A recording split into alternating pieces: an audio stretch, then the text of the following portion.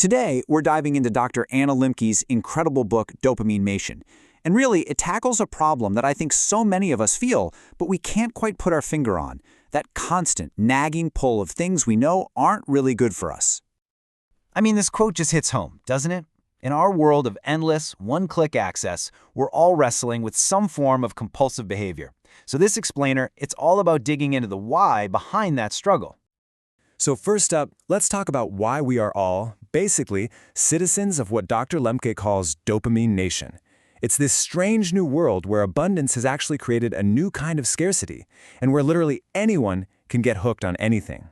And to prove that this can happen to anyone, Dr. Lembke shares her own story.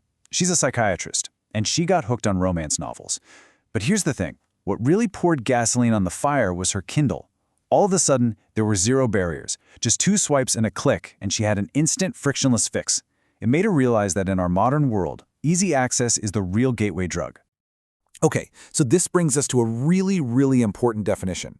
See, addiction isn't just about what we typically think of, illicit drugs. It's a much broader problem.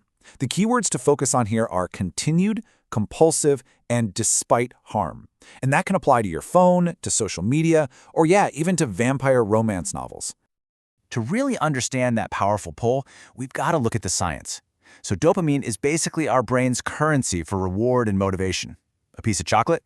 That gives you a nice little 55% bump over your baseline. Sex doubles it. But then look at amphetamine, 1,000% increase. Lembke points out that by this math, 1 hit of meth is equal to about 10 orgasms. Our ancient brains, they're just not built to handle this level of reward. All right, so this leads us to the core scientific model of the book. And honestly, this is a total game changer for understanding how we work. It's a beautifully simple idea that explains why relentlessly chasing pleasure will always lead us straight to pain. So the concept is called opponent process theory. Just imagine your feelings of pleasure and pain are on a giant seesaw inside your brain. Your brain's #1 job is to keep that seesaw perfectly level, a state called homeostasis. It really doesn't want you too high or too low for too long. So you eat that cookie, you scroll through your feed, you get that notification, bam! Dopamine is released, and that balance tips hard over to the side of pleasure. That's the high, right? That's the rush, the feeling we're all chasing. But here's the catch. To get things back to level, your brain doesn't just sit around and wait for the pleasure to fade. Oh no, it actively pushes down on the pain side with an equal and opposite force. Lembke has this great image of little gremlins hopping on the pain side of the scale. This is the come down. This is the craving. It's that feeling of, I want one more right after the good feeling disappears. So, what happens when we don't just tip the scale once, but we keep hammering on that pleasure side, day after day, with bigger and better rewards? Well, this is where that downward spiral really begins. This is pretty much the 4-step path to tolerance. At first, you get this huge rush of pleasure, but with repetition, your brain adapts. The pleasure you get from the same thing gets weaker and weaker, and at the same time, those little gremlins on the pain side get bigger and stronger, so the come down feels way worse. Eventually, you're not even doing it to feel good anymore. You need a bigger and bigger dose just to feel normal, just to quiet those screaming gremlins. You've basically created a chronic dopamine deficit in your own brain. Okay, so if our internal balance is totally broken, how in the world do we fix it? This is where the book gets super practical and, frankly, a little radical. It gives us some clear strategies for hitting the reset button on our brain's pleasure set point. The first strategy is called self-binding. And the brilliant part is, it has absolutely nothing to do with willpower. In fact, it's all about admitting that your willpower is basically useless in the heat of a craving. Self-binding is all about planning ahead. You create literal, physical barriers between you and your compulsive behavior while you're still in your right mind. So here's what that actually looks like in the real world. These are all examples from Dr. Lembke's patients.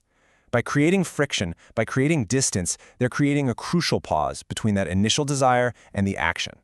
For Dr. Lembke herself, it meant deleting the Kindle app. For one of her patients, it literally meant putting his iPad in a bank's safety deposit box over the weekend. All right, now for the second strategy, and this one is, well, it's a bit more radical. It's called Hormesis. Instead of always pressing on the pleasure side of our balance, what if we were to deliberately press on the pain side? Hormesis is the science of how small, controlled doses of painful stuff, think intense exercise or cold exposure, can actually trigger our body's own powerful pleasure-regulating systems. Listen to how one patient describes his daily ice water baths. By willingly subjecting himself to this short, intense pain, his brain responds by tipping the balance way over to the side of pleasure to compensate. And because you're not directly hammering that pleasure pathway, this rebound dopamine hit is more sustained, and it doesn't build the same kind of tolerance. You're basically finding a more lasting pleasure by first embracing a little bit of pain. So, now that we have this new way of looking at dopamine, pleasure, and pain, where does that leave us? What's the big takeaway for our daily lives? I think this metaphor from the book just captures the whole problem perfectly. Our brains evolved for a world of scarcity, a world where rewards were rare and took a lot of work. We're cacti, you see, built for a dry climate. But today we live in a rainforest of easy, potent dopamine, and we are absolutely drowning in it. The problem isn't some personal failing. It's a fundamental mismatch between our ancient biology and our modern environment. So, in an ecosystem that's basically working against our own neurobiology, finding balance isn't some luxury, it's an absolute necessity. It requires conscious, deliberate strategies to navigate this crazy new world. And the question the book leaves us with is one we all have to answer for ourselves. How are you going to find yours?